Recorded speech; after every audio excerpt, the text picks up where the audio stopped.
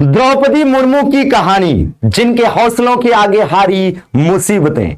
नमस्कार दोस्तों, मैं हूं विशाल और आप सभी का स्वागत करता हूं आपके अपने YouTube प्लेटफॉर्म यूपी संगम बाय एमडी क्लासेस पर। दोस्तों, जैसा कि आप सभी जानते हैं कि देश में राष्ट्रपति चुनाव को लेकर चर्चाएं आम हो चुकी हैं। ऐसे में आप सभी के लिए एक सेशन लेकर हाजिर हुए हैं और इस सेशन में हम आपको बताएंगे द्रौपदी मुर्मू के बारे में, जो एनडीए की तरफ से राष्ट्रपति पद की उम्मीदवार घोषित की गई हैं और इस बात की पूरी संभावना है कि यही हो सकती हैं हमारे देश की अगली राष्ट्रपति। दोस्तों, तो इस सेशन में हम बात करेंगे कि इनके सामने कौन चुनाव लड़ रहा है, अर्थात इन्हें राष्ट्रपति पद के चुनाव में कौन चुनौती देगा, अर्थात विपक्ष का उम्मीदवार कौन होगा। दोस्तों, साथ में हम बात करेंगे कि द्रौपदी मुर्मू कौन है, कहां से आती हैं और इनका जो योगदान है भारत की राजनीति में वो किस प्रकार रहा है, इनके संघर्षों की कहानी कैसी है। साथ में हम दोस्तों इसी सेशन में बात करेंगे कि हमारे देश की संवैधानिक व्यवस्था में राष्ट्रपति पद का महत्व क्या होता है और किस प्रकार से इनके इलेक्शन होते हैं और क्या कुछ संवैधानिक प्रावधान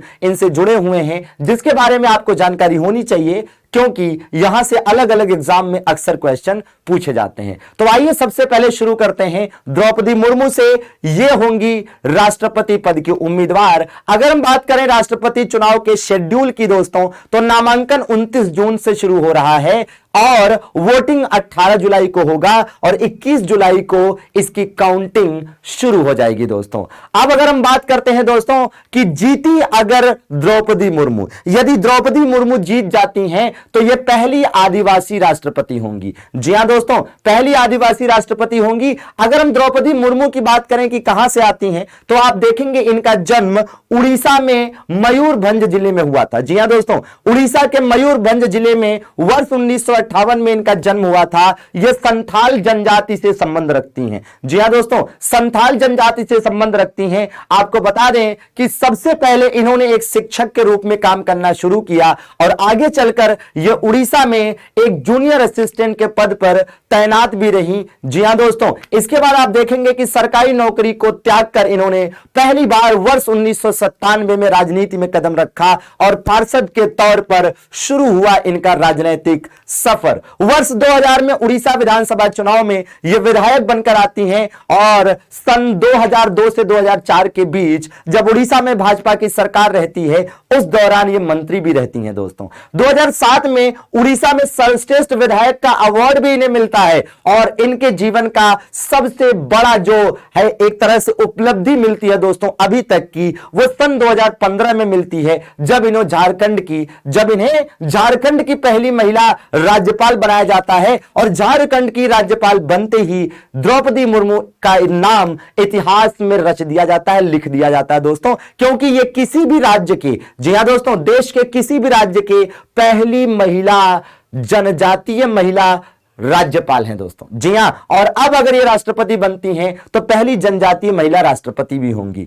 जी हां दोस्तों, अपने आप में बहुत बड़ी बात है। अब अगर हम बात करें कि द्रौपदी मुर्मू के अगेंस्ट, मतलब द्रौपदी मुर्मू को कौन चुनौती दे रहा है विपक्ष की ओर से, तो यशवंत सिन्हा विपक्ष की ओर से द्रौपदी मुर्मू को चुनौती देते नजर आएंगे, जिनका पलड़ा फिलहाल काफी है ना डावाडोल नजर आ रहा है। ये कहीं से भी द्रौपदी मुर्मू को चुनौती देते नहीं नजर आ रहे हैं। अब जबकि महाराष्ट्र की राजनीतिक परिस्थितियां भी बदल चुकी हैं, ऐसे में यशवंत सिन्हा के लिए द्रौपदी मुर्मू को चैलेंज करना अब टेढ़ी खीर हो चुका है। दोस्तों, अगर हम बात करते हैं द्रौपदी मुर्मू की, तो देश की पहली आदिवासी महिला गवर्नर तो है ही, और अब देश की पहली जनजातीय महिला राष्ट्रपति या आदिवासी महिला राष्ट्रपति भी बनने जा रही हैं। दोस्तों, जी हां, द्रौपदी मुर्मू राष्ट्रपति बनने से, इनके राष्ट्रपति बनने से क्या फायदा होगा आदिवासी समाज को, यह आप बखूबी समझ सकते हैं। दोस्तों, कहीं ना कहीं आदिवासी समाज से जब एक महिला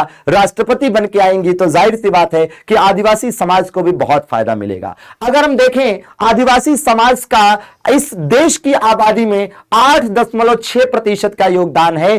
भारत के मध्य प्रदेश राज्य में सबसे ज्यादा जनजातियां पाई जाती हैं दोस्तों, और अगर हम प्रतिशत आबादी की बात करें तो सर्वाधिक जनजातियां मिजोरम राज्य में पाई जाती हैं। और वहीं पर आप देखेंगे कि भारत में कुछ ऐसे राज्य भी हैं जहां पर जनजातियां बिल्कुल नहीं हैं, जैसे पंजाब, हरियाणा, चंडीगढ़, दिल्ली और पौंडीचेरी। जी हां दोस्तों, ये वो राज्य हैं जहां पर जनजातियां बिल्कुल भी नहीं है दोस्तों। जी हां, अब अगर हम बात करते हैं कि ये निर्वाचित जैसे ही होंगी तो ये देश की दूसरी महिला राष्ट्रपति होंगी। आप जानते हैं कि पहली महिला राष्ट्रपति कौन थी? भाई प्रतिभा देवी सिंह पाटिल। जी हां दोस्तों, तो ये दूसरी महिला राष्ट्रपति होंगी और साथ में पहली आदिवासी महिला राष्ट्रपति तो होंगी ही दोस्तों। चूंकि इनका संबंध संथाल जनजाति से है तो आइए जरा संथाल जनजाति के बारे में एक सामान्य परिचय भी देख लेते हैं दोस्तों।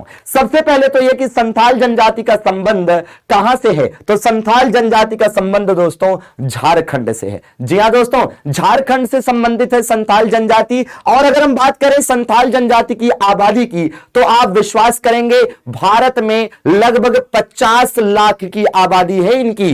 वहीं बांग्लादेश में 2 लाख और नेपाल में लगभग 10,000 की आबादी संथालों की है। जी हां दोस्तों, और ये संथाली भाषा बोलते हैं जो कि प्रोटो ऑस्ट्रेलॉइड समूह की एक भाषा है दोस्तों। और याद रखिएगा संथाल से आपको संथाल विद्रोह भी याद आना चाहिए दोस्तों। इतिहास की बड़ी बेहतरीन घटना थी, अपने आप में अंग्रेजों के खिलाफ संघर्ष की कहानी संथाल विद्रोह, जो कि 1855 में हुआ था दोस्तों। और यह विद्रोह उस समय के बिहार राज्य के 12 महल है ना, जो पहाड़ी वाला क्षेत्र था वहां पर हुआ था, जो कि आज झारखंड का हिस्सा है दोस्तों। जी हां, यह भी जानते रहिए इस संथाल विद्रोह को लीड किया था सिद्धू और कान्हू नाम के है ना लोगों ने। भाई सिद्धू और कान्हू नाम के 2 भाइयों ने संथाल विद्रोह को लीड किया था और अंग्रेजों को कहीं ना कहीं है ना एक समय ऐसा भी था जब एक तरह से डरा के रखा था दोस्तों। बिल्कुल, हालांकि बहुत ही जल्द लगभग 1.5 से 2 साल के अंदर ही अंग्रेजों ने इस संथाल विद्रोह पर काबू पा लिया था और इन पर कई सारी पाबंदियां लगा दी थी। जी हां दोस्तों, अब अगर हम बात करते हैं दोस्तों भारत के राष्ट्रपति की तो आइए जरा समझ लेते हैं कि भारत में राष्ट्रपति पद का क्या महत्व है। तो सबसे पहले आपको बता दें कि भारत में रिपब्लिकन सिस्टम है, मतलब अर्थात गणतंत्रात्मक व्यवस्था है दोस्तों। और किसी भी देश की गणतंत्रात्मक व्यवस्था का तात्पर्य यह होता है कि वह देश का जो राष्ट्राध्यक्ष होता है, जो राष्ट्रपति होता है, वो चुना जाता है, इलेक्ट होता है, अर्थात निर्वाचित होता है। तो भारत भी एक गणतंत्रात्मक राष्ट्र है, अर्थात हमारे देश का जो राष्ट्राध्यक्ष होता है, हेड ऑफ स्टेट होता है दोस्तों, उसका चुनाव होता है। और वो कौन होता है दोस्तों? राष्ट्रपति होता है। जैसे एक प्रश्न पूछा जाता है कि भारत एक गणतंत्रात्मक राष्ट्र कब बना या एक गणतंत्र कब हुआ, तो दोस्तों 26 जनवरी 1950 को। क्यों? क्योंकि एक तो इसी दिन हमारा संविधान लागू हुआ था दोस्तों, और दूसरा इसी दिन हमारे देश के प्रथम राष्ट्रपति डॉक्टर राजेंद्र प्रसाद ने अपने कार्यभार को ग्रहण किया था। जी हां दोस्तों, इसी वजह से 26 जनवरी को हर साल गणतंत्र दिवस के रूप में मनाया जाता है। हालांकि दुनिया में सबसे पहले गणतंत्र की स्थापना फ्रांस में हुई थी। पहला गणतंत्रात्मक राष्ट्र फ्रांस था दोस्तों। अगर हम बात करते हैं भारत की तो भारत में गणतंत्रात्मक व्यवस्था के साथ साथ संसदीय व्यवस्था भी है दोस्तों, पार्लियामेंट्री सिस्टम भी है। जी हां, पार्लियामेंट्री सिस्टम का तात्पर्य होता है एक ऐसा सिस्टम जहां पर head of state nominal head होता है, रियल हेड नहीं होता है। जी हां दोस्तों, तो हमारे देश के जो हेड ऑफ स्टेट हैं वो राष्ट्रपति होते हैं, लेकिन ये नॉमिनल हेड है, रियल हेड नहीं है। नॉमिनल हेड है और रियल हेड कौन है दोस्तों?